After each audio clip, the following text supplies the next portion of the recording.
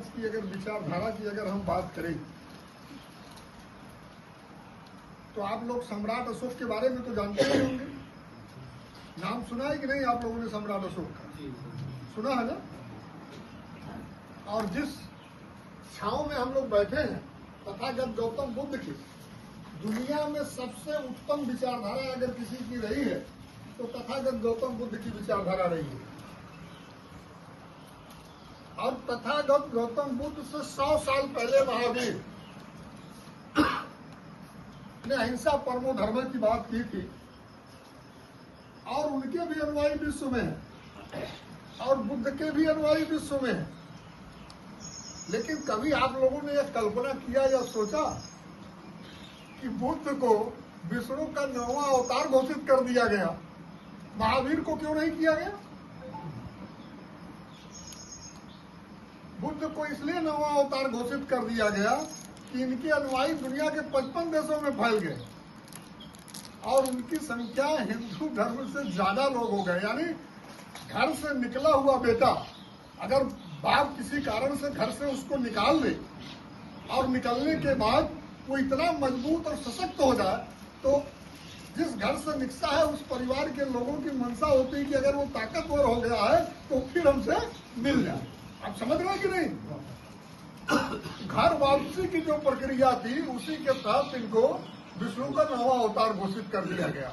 लेकिन ये घर के विरोध में ही घर से बाहर निकले थे।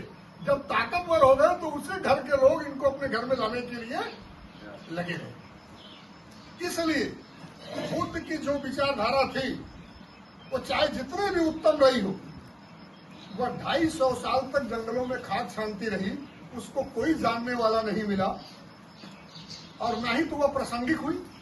जब सम्राट अशोक ने उसे राज धर्म बनाया वह राजा का धर्म हुआ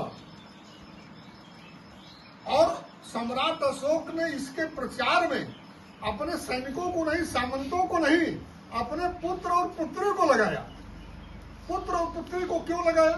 इसलिए लगाया कि जब पुत्र पुत्री दूसरे राज्य में जाएंगे तो एक राज्य की वो राजकुमारी है, वहां जब सभा करेंगे बुलाएंगे तो उस राज्य की राजकुमारी यह बात कर रही है, राजकुमार यह बात कर रहा है, इसलिए उस राज्य के सारे लोग उसको मानने के लिए तैयार होंगे।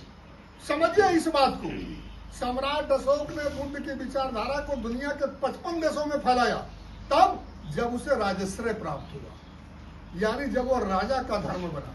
जब राजा का धर्म बना तो वो प्रजा का धर्म हो गया। समझिए इस बात को। मैं यह क्यों कह रहा हूं, इस बात को गंभीरता से आपको समझना होगा। आजादी के बाद निरंतर रैदास से लेकर के कबीर से लेकर के तमाम हमारे आंदोलनकारी हुए, जिसमें ज्योतिबा फूले साहब और सावित्रीबाई फूले का जो आंदोलन रहा वो बहुत ही महत्वपूर्ण रहा है ब्रिटिश गवर्नमेंट में। लेकिन उसको जमीन पर उतारने की क्षमता ज्योतिबा फूले साहब के पास नहीं थी। उनके विचारधारा से प्रेरित होकर के, क्योंकि जैसा कि लोगों ने बताया कि 74 में उनका जन्म हुआ, 84 में उन्हें गोद लिया गया और 94 में 20 साल की अल्पायु में ही उन्हें राजा बना दिया गया। लेकिन इनकी जो शिक्षा राजकुमार स्कूल में हुई थी तो राजकुमार स्कूल के साथ साथ इनके जो प्रशिक्षक नियुक्त किए गए थे, मिलफोर्ड फ्रेजर, एक अंग्रेज नियुक्त किया गया था, कोई भारतीय पंडित नहीं नियुक्त किया गया था। समझिए इस बात को। और मिलफोर्ड फ्रेजर ने इनको घुमा घुमा करके, यानी हर राज्य को दिखा करके, वहां की व्यवस्था को दिखा करके जो उन्हें शिक्षा दिया। और जब ये राजा बनते हैं तो राजा बनने के बाद उनके साथ जो घटनाएं घटती हैं, ब्राह्मणों का कि तुम तो शूद्र हो, अपने ही भंडारे में जब निरीक्षण करने जाते हैं तो ब्राह्मणों ने इनके ही भंडारे में इनको घुसने नहीं दिया गया जहाँ भोजन बनता है, कि शूद्र हैं, ये घुस जाएंगे तो हम लोग भोजन कैसे करेंगे। तो ये बात साहू जी को बड़ा नागवार लगा और उन्होंने पूरी राज्य की तालिका का आकलन किया तो 90 से 92% ब्राह्मण केवल उनका वर्चस्व था।